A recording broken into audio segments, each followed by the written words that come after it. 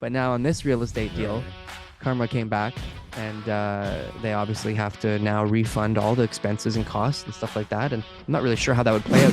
Here's a great way that we're going to be able to get a good clip because you're a sports guy. So the mansion, this is a great story here. The mansion that was sold to Shai Gilgeous Alexander, who I don't know who he is, but That's obviously right. he's a Good Toronto basketball, born, good NBA player. good NBA Oh, player. with this And crypto scam? and so he bought a house in the GTA, and the courts basically just ruled that his sale is to be null and void because there was non-disclosure of the fact that there was a dangerous environment where the crypto king who had been renting the house before was getting threats and all that kind of stuff. Have you followed that story?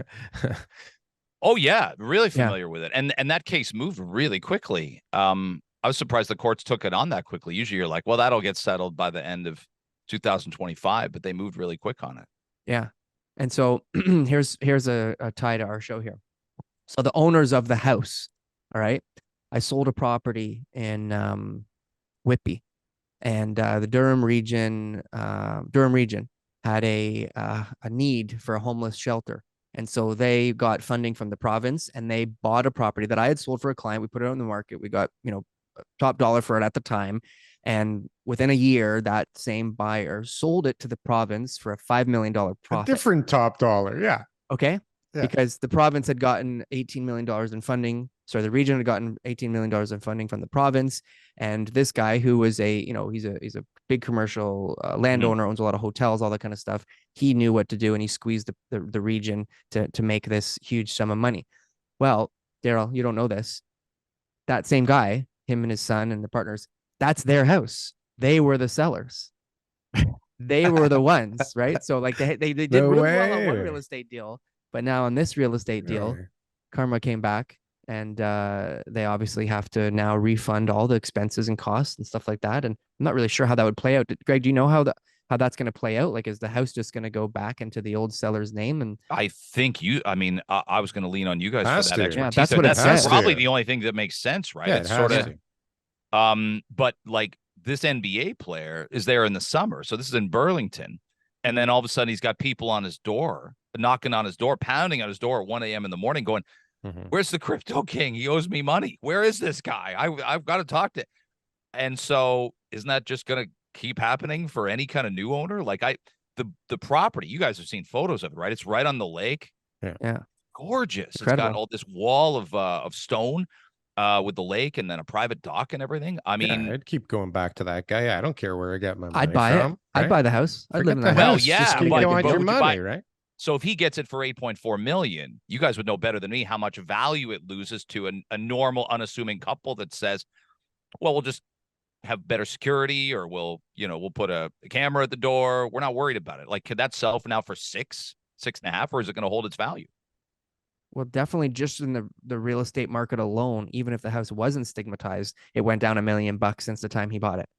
Really? Right? Yeah. Just because the high end stuff is getting clobbered. Clobbered. Yeah. And so that's on the one side. And then the stigmatization, safety for these type of people who have that kind of money, who want to bring their families into that home. It's like most having a people won't buy it, suicide in the house. It like just right?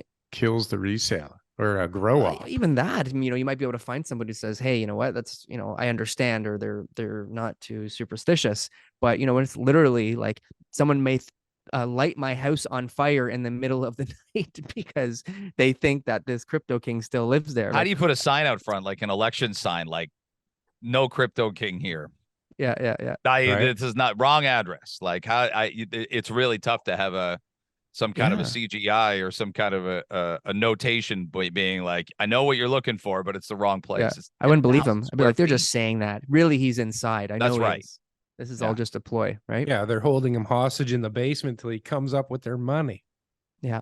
So these are the things. So this is a real story. It's relating to real estate. It does have some new precedents, because when people are looking at buyer beware, caveat emptor, we look at, okay, well, what needs to be disclosed, what doesn't need to be disclosed, and how should buyers proceed? And obviously, this is now, it's not just the structural integrity of the property or anything like that. It's external factors could lead to you being harmed while living on this property, and that is now what we would consider a latent material defect that has to be disclosed to potential buyers. But these How many cases are like times? 1 in a million, right? Like it's Well- not nothing you'd spot in a home inspection. It's nothing you'd spot. Like you need to be transparent about something that happened that's bad in the house. Like you said, Darryl, it like a murder or something else. Like I laugh when all these houses from movies go on sale. I think the Silence of the Lambs house where the Buffalo Bill character lived, that they filmed it, went on sale. It keeps reselling, and I'm like, wow, kind of creepy to think you'd want to live there, but it's a great to have people over for U.S. Thanksgiving. Go, guess what this house is? This is a different story here in Burlington. Big time. Wonder how often it happens that like there are people that do shady stuff while renting somebody else's house, but it's not this big a story. It's not this kind of buyer. It's like probably not in this nice an area either. But how many people, get somebody, they leave the property, they were a renter. Next week, the new tenant's in there and somebody's knocking on the door going, hey, where the hell's Benny? Benny doesn't live here anymore. There's some gambling houses and a few things in Markham, right? A couple of those guys that were like $10 million homes that got busted, which is pretty. Yeah, I'm here to play cards. Where is everybody? What's going on? Right? Yeah.